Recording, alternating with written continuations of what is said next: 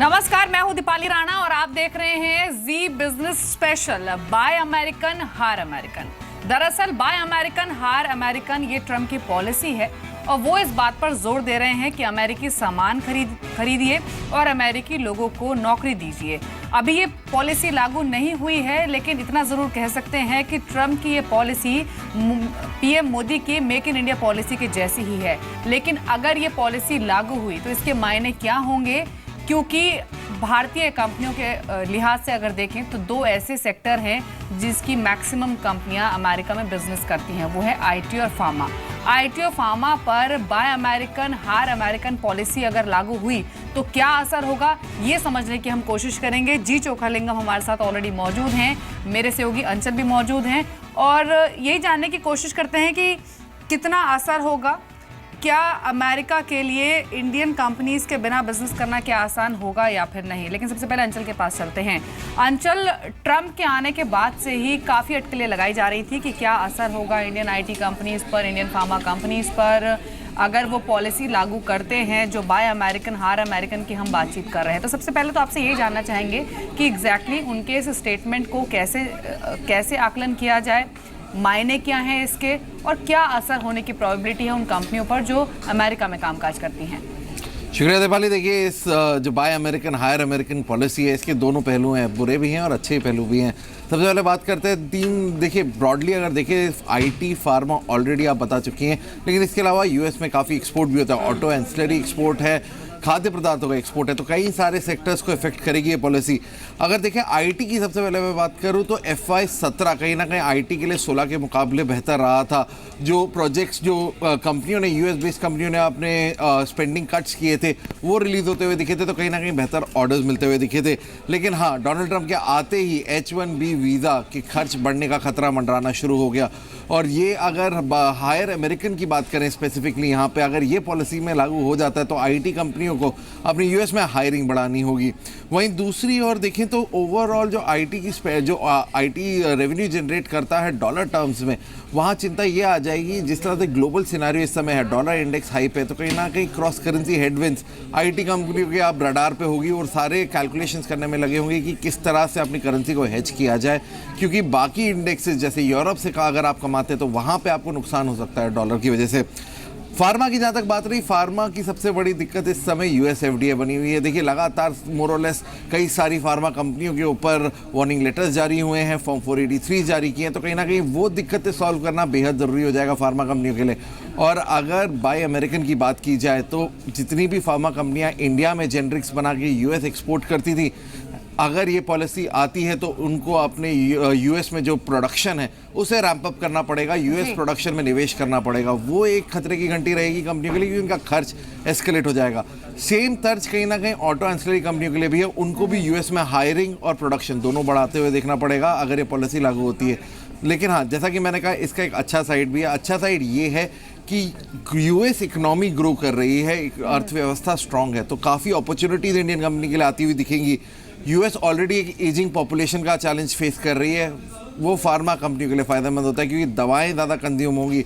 वहीं दूसरी ओर जिस तरह से अब ट्रक सेल्स इंप्रूव हो रही हैं, ऑटो सेल्स इंप्रूव हो रही हैं, ऑटो एंसिलरी कंपनियों को फ़ायदा होगा। और आईटी स्पेंडिंग जो मैं बात कर रहा था, कंपनियों ने जो अपना रेवेन्यू जो स्पेंडिंग रोक रखी थी वो रिलीज होती हुई दिखी है, तो कहीं ना कहीं आईटी कंपनियों को ज़्यादा आउटसोर्सिंग कॉन्ट्रैक्ट्स आते हुए दिखेंगे। जी शुक्रिया अंचल आपका। तो अंचल ने पॉजिटिव और नेगेटिव्स दोनों ही एस्पेक्ट्स यहाँ पर बताए। लेकिन चोखा, गुड आफ्टरनून। मैं आपसे पहले एक जनरल कमेंट लेना चाहूँगी। जो ये बाय अमेरिकन हार अमेरिकन पॉलिसी की डोनाल्ड ट्रंप बात कर रहे हैं, अब हम स्पेशली जब अमेरिका की बात करते हैं, वहाँ पर होने वाले बदलावों की बात करते हैं, सबसे पहले दो सेक्टर्स पिक करते हैं, वो है आईटी और फार्मा, क्योंकि ये दोनों ऐसे सेक्टर्स हैं जिनकी ज़्यादातर कंपनियाँ अपने majority of revenues US market से ड्राइव करती हैं। तो मैं आईटी से शुरुआत करना चाहूँगी। अभी कुछ दिनों पहले ही हमारी नास्कॉम के प्रेसिडेंट आर चंद्रशेखर से बातचीत हो रही थी, जिसमें उन्होंने कहा कि भले ही ट्रंप हार अमेरिकन पॉलिसी पर ध्यान दे रहे हैं, वीज़ा नॉर्म्स में बदलाव की बात कर रहे हैं, लेकिन अमेरिका के लिए जो इंडियन कंपनीज हैं, जो इंडियन एम्प्लॉयज़ हैं, वो बेहद इंपॉर्टेंट है। अमेरिका को भारतीय कंपनियों की ज़रूरत है। आप क्या सोचते हैं इस पहलू पर? Certainly. Definitely, there won't be any serious problem from American leadership for Indian IT sector, because if you see last 4 or 5 years, there has been a tremendous improvement in the political alignment among India, Japan, and US. And all of us know that Trump also giving a lot of importance to Indian executives in the administration. So definitely he will not take any serious measure against Indian IT exports. And secondly, the IT exports from India to America used to grow 30 to 50% about 10-15 years ago. Today it is growing only in single digit. So the threat is also going down because it has already become over $100 billion overall, and to America alone around $75-80 billion, and that is not growing in double digits. So the threat is also going down. Third, IT stocks, large cap stocks, they already corrected a lot and they have priced in the negative which is expected to come from America, which will be very marginal. So therefore, fourth, for the investors, I would say that they should focus on mid-sized IT companies because large companies cannot grow their exports in double digit. So therefore, there would be possibility for more acquisition. We already seen 4 or 5 companies being acquired in the mid-sized IT space. So therefore, one should focus on stocks like Mphasis, L&T Infotech.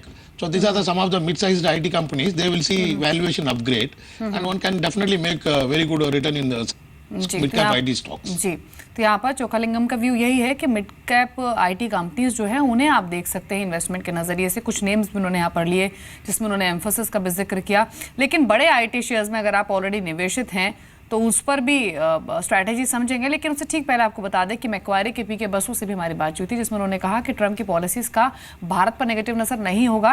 In fact Bharat के micro data जो हैं वो काफ़ी strong हैं और 2017 में भी जो भारत की ग्रोथ स्टोरी है वो काफ़ी बेहतर रहेगी।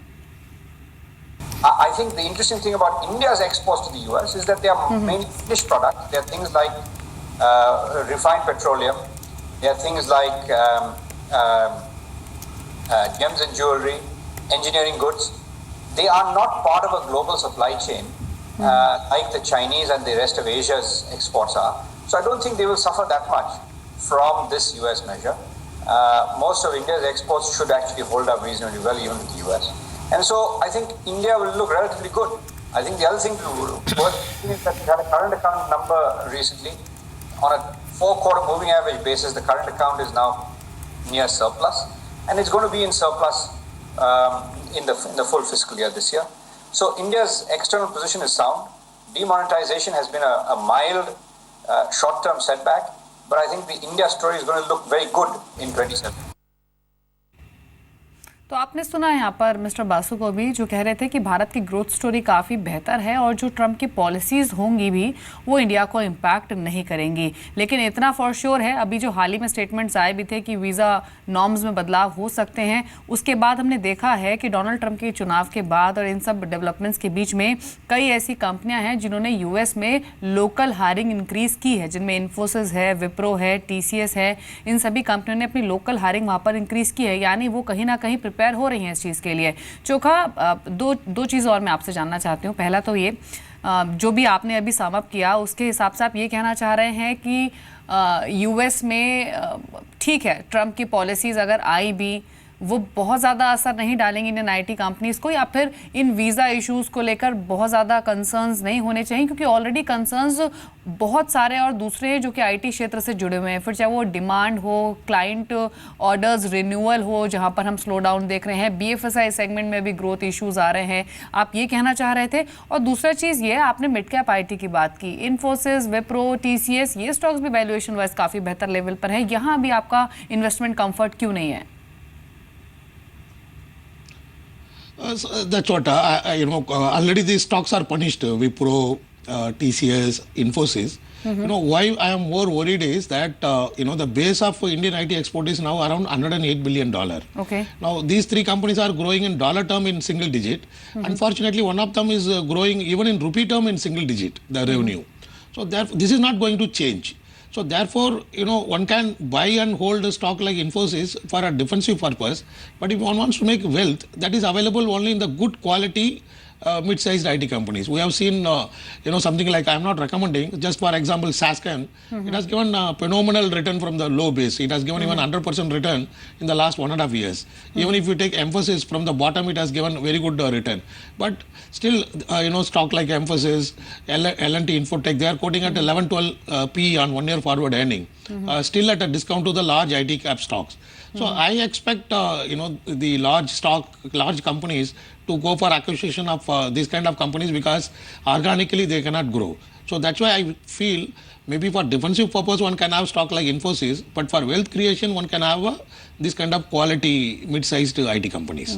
जी, तो वेल्थ क्रिएशन के लिए मिड साइज आईटी कंपनीज को आप देख सकते हैं, ऐसा चोखा मानते हैं। यहाँ पर इन्होंने एल&टी इन्फोटेक, एम्फेसिस जैसे स्टॉक्स का नाम लिया। यहाँ पर आप ध्यान दे सकते हैं। सास्केन कम्युनिकेशन उन्होंने रेकमेंड नहीं किया है, लेकिन जिस तरह की परफॉर्मेंस स्टॉक की रही है वो डेफिनेटली काफ़ी स्मार्ट रही है, ऐसा चोखा मान रहे हैं।